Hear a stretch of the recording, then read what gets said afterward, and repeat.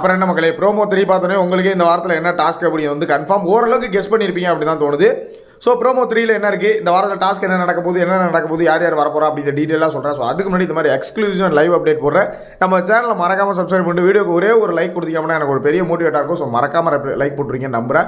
So முதல்ல வந்து பார்த்தீங்கன்னா இந்த ப்ரோமோ 3ல உள்ள என்ன கண்டென்ட் அப்படின்னு வந்து பார்த்தோம்னா, இது வந்து ஒரு பிக் பாஸோட டிஆர்பி ஸ்ட்ராட்டஜி அப்படின்னு கூட நீங்கள் வச்சுக்கலாம். என்ன பொறுத்தவரைக்கும் அப்படி தான் தோணுது. என்ன அப்படின்னா, இப்போ வந்து யாராவது ஒருத்தவங்களை உள்ளே அனுப்புறத விட யார் இம்பார்ட்டண்டான பர்சனோ யாரை ரொம்ப மிஸ் பண்ணுறாங்களோ அவங்கள வீட்டுக்குள்ளே அனுப்புனா இவங்கள்ட்ட இருந்து ஒரு பெரிய எமோஷனல் கேரி ஆகும். ஸோ அந்த எமோஷனலை வச்சு இவங்க ஒரு 4 ப்ரோமோ இறக்கி விடலாம் அப்படிங்கிற மாதிரி ஒரு பிளான் தான், ஒரு ஸ்ட்ராட்டஜி தான், சரிங்களா? ஸோ இப்போ அதுக்காக இந்த 3வது ப்ரோமோவில் ஒரு டாஸ்க் வந்து வைக்கிறாங்க.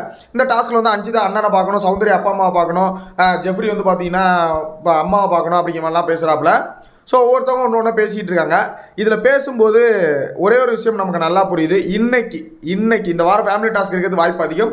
அதே மாதிரி இன்னைக்கு ஈவினிங்கே ஒரு ஃபேமிலி வீட்டுக்குள்ளே போகிறதுக்கு வாய்ப்புகள் அதிகமாக இருக்குது நான் நினைக்கிறேன். ஏன்னா எனக்கு நேற்று ஒரு அப்டேட் வந்துச்சு மக்களே. நான் அதை வந்து நேற்றே நான் வந்து வீடியோவில் போட்டிருந்தேன். பட் அது எந்த அளவுக்கு உண்மை அப்படின்னு வந்து எனக்கு தெரியல. இப்போவுமே அது எனக்கு சந்தேகமாக தான் இருக்குது. பட் இப்போ இந்த கொஸ்டினை இப்போ மதியம் போல் இந்த கொஸ்டினை வந்து கேட்டிருக்காங்க இல்லையா, இந்த கொஸ்டின் கேட்டிருக்காங்க.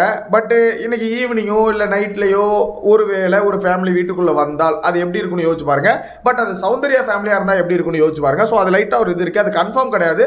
எனக்கு வந்த அப்டேட், சரிங்களா? ப்ரோமோவில் இருக்கக்கூடிய விஷயங்கள் அதுதான். யார் உங்களுக்கு பிடிக்குமோ அவங்கள சொல்லுங்கள், அவங்கள சொல்லி நீங்கள் ஒரு எமோஷனல் காட்டுவீங்க. அது இங்கே ஒரு ப்ரோமோ வந்துருச்சு, அவங்கள நாங்கள் செலக்ட் பண்ணி உள்ளே அனுப்புவோம். ஸோ அது எங்களுக்கு ஒரு இது வந்துருச்சு அப்படிங்கிற மாதிரி ஒரு பிளான் தான் அது. இப்போது கடைசியாக நான் ஒரு விஷயம் சொல்லிக்க விரும்புகிறேன். முத்துக்குமரன் கடைசியாக ஒரு வார்த்தை சொல்கிறாரு, இது வரைக்கும் எங்கள் அம்மா மடியில் இந்த 26 வயசில் நான் படுத்ததில்லை. ஸோ உங்களெல்லாம் பார்க்கும்போது எனக்கு அது ஒரு மாதிரி இருக்குது, குடும்பமாக வாழணும்னு ஆசையாக இருக்குது அப்படின்னு. ஸோ சில பேருக்கு வந்து அது கொஞ்சம் இதாக தான் இருக்கும். சில பேர் ஹேட்டர்ஸாக பார்க்குறவங்களே என்னடா அது ஓவராக உருட்டாரா, அம்மா மடியிலே படுக்கல அப்படிலாம் கேட்பாங்க. பட் உண்மையிலே சொல்கிறேன், எத்தனை பேருக்கு இந்த விஷயம் ஃபீல் ஆகிருக்கு அப்படின்னு சொல்லுங்கள்.